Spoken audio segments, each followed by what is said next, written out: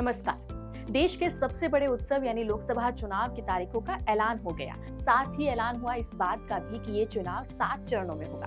इस बात का ऐलान होना था कि विपक्ष ने इस बात को मुद्दा बनाकर चुनाव आयोग के इस फैसले पर सवाल उठाना शुरू कर दिया। यानी अब विपक्षी दलों को लोकसभा चुनाव के 7 चरणों से भी दिक्कत है। विपक्ष का कहना है कि 7 चरणों में होने वाले चुनाव का फायदा भारतीय जनता पार्टी को मिलेगा। साथ ही सवाल इस बात पर भी उठाया है कि इतने फेज में चुनाव करवाने की क्या जरूरत है। अब तक तो 4 या 5 चरणों में ही चुनाव होते रहे। तृणमूल कांग्रेस का इस पर कहना है कि ज्यादा लंबा चुनाव होने से बड़ी पार्टियों को फायदा होता है। बड़ी पार्टियों से यहाँ मतलब है ज्यादा चंदा पाने वाली या धनवान पार्टियां। इसके अलावा कांग्रेस अध्यक्ष मल्लिकार्जुन खड़गे का भी कहना है कि चुनाव को लंबा इसलिए खींचा गया है ताकि प्रधानमंत्री नरेंद्र मोदी ज्यादा से ज्यादा दिन तक चुनाव प्रचार कर सके। तो क्या सच में 7 चरणों में होने वाले चुनाव का फायदा बीजेपी को मिलेगा? देखिए, सुनने में थोड़ा सा अजीब है। ना जाने खड़गे जी और टीएमसी को ये बात क्यों नहीं समझ में आती कि चुनाव लंबा खिंचने से सिर्फ प्रधानमंत्री को ही नहीं ज्यादा दिन तक प्रचार करने का मौका मिलेगा, बल्कि सभी पार्टियों को और बड़े नेता लोगों को ज्यादा समय तक प्रचार करने का मौका मिलेगा, जिसमें बीजेपी के साथ साथ कांग्रेस के नेता भी शामिल होंगे। देखिए, ये कोई पहली बार नहीं है कि इतने चरणों में चुनाव करवाने का फैसला लिया गया हो, क्योंकि 2019 के लोकसभा चुनाव भी 7 चरणों में हुए थे। लेकिन विपक्ष को जिन वजहों से इस बात का खतरा इस बार ज्यादा सता रहा है, वो इसलिए क्योंकि इस चुनाव में विपक्ष पहले के मुताबिक ज्यादा कमजोर है। ऊपर से खुद मोदी जी ने 400 के पार जाने का भी नारा दे दिया है। विपक्ष को लग रहा है कि चुनावी तारीखों के बीच में मिलने वाली मोहलत बीजेपी को और मजबूत बनाने का काम कर सकेगी।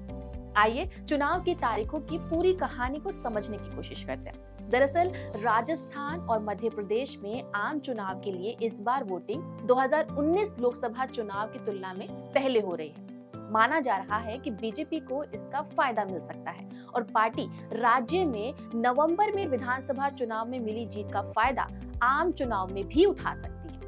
राज्य के वोटर्स में भी विधानसभा चुनावों में किए गए जो भी लोक लुभावन वादे हैं, उनका असर उन पर देखने को भी मिल सकता है।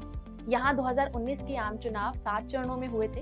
राजस्थान में वोटिंग चौथे और 5वें चरण में हुई थी। वहीं मध्य प्रदेश में चौथे से शुरू होकर 7वें चरण तक यानी 4 चरणों में चुनाव हुए थे। लेकिन इस बार राजस्थान में पहले और दूसरे चरण में वोटिंग होगी, जबकि मध्य प्रदेश में पहले चरण में वोटिंग शुरू होगी और चौथे चरण में खत्म होगी।